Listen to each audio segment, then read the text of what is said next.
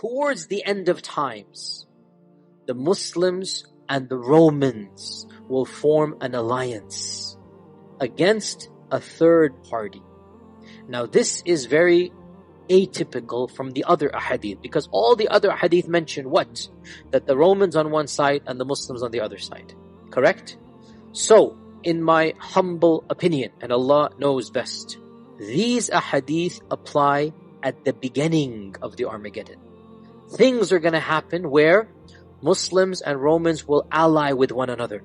And then that alliance will be destroyed, only to get worse and worse until the Mahdi and Dajjal and Isa come. And Allah knows best. And during this time frame, people would convert from the Roman side to the Muslim side. What are these ahadith of this alliance and treaty? And also these are authentic hadith. This hadith is in Abu Dawood, that Auf ibn Malik al-Ashja'i said, I visited the Prophet sallallahu alaihi wasallam during the Battle of Tabuk, when he was in the Battle of Tabuk. And his tent was made out of leather. So I sat in front of the tent. The Prophet sallallahu alaihi wasallam gave me permission. He said, come in, ya Auf. So Auf came. The Prophet sallallahu alaihi wasallam said to Auf, "O Auf, count 6 things before judgment will happen." He gave him a prediction. Number 1, Mawti, my death. Auf said, as soon as I heard that, I was shocked and saddened. SubhanAllah. The first sign of Judgment Day is the death of the Prophet ﷺ. Number 2, he said, Fathu Bayt al-Maqdis, the conquest of Maqdis. Has that happened? Yes, in Abu Bakr's time. And when he said this, it was impossible to even think of Bayt al-Maqdis being in Muslim lands. Wallahi, it is one of the biggest miracles of the truth of Islam that our Prophet ﷺ predicted these things, and they took place within a year after his death. A year after his death, Bayt al-Maqdis is conquered. One of the most unexpected historical turns for Western historians is the rise of Islam. It is inexplicable. They cannot explain it. How could a group from their perspective of ragtag Bedouins come and disrupt human civilization, destroy the Sassanid Empire, carve out the Byzantine Empire, create a civilization that was even more glorious than the both of those previous ones combined? They don't understand how that happened. So for us, our Prophet said, number 2, it will be the conquest of Jerusalem. Number 3, a plague that will come amongst you and destroy your children and your wealth and property, and it will purify your good deeds. Number 4, wealth will be distributed amongst you so much that if a person is given 100 dinars, he would not be happy.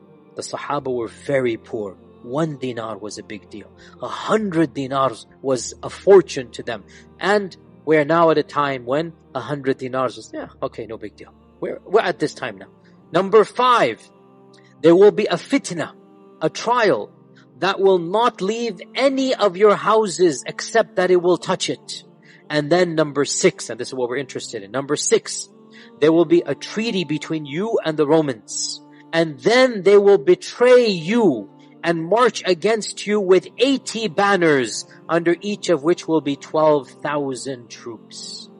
In other words, 100,000 people. This hadith is in Ibn Majah. Another hadith mentions that you will form a treaty with the Romans and you will fight an enemy common to both of you. Then you will be victorious, and as you are returning back, one of the Romans will raise the cross on a mount and say, this has caused us victory. And a Muslim will get angry and destroy that cross, say, Allah has caused us victory.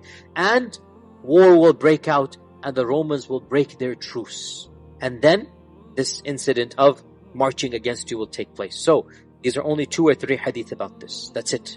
But they predict another genre of predictions, and that is, there will be a third enemy. Who is that third enemy? Allahu A'lam. But it's neither the Muslim peoples nor the Europeans. There is another power on the rise. May Allah protect us from all of them as well. But anyway, Allah knows whether that power will be the actual one. So there will be a third race, a third group of people. You and the Romans will join hands in fighting them. And there will be an alliance between you, and you will be victorious. Once that enemy has gotten rid of, then the Romans will essentially break their treaty with you because of this minor skirmish where a Muslim said, no, it's not the cross, and he destroys the cross, and it's between 2 people, but the Romans will take that as an excuse to destroy the treaty, and they will then attack you. They will march against you with 80 banners. Now, many of our modern scholars say this must be a reference to the modern United Nations or whatever. I say Allahu A'lam. 80 flags on one side, every flag has a major 10, 12,000 people. That's a major war. So this is another prediction of a great Armageddon that will take place. And Allah knows.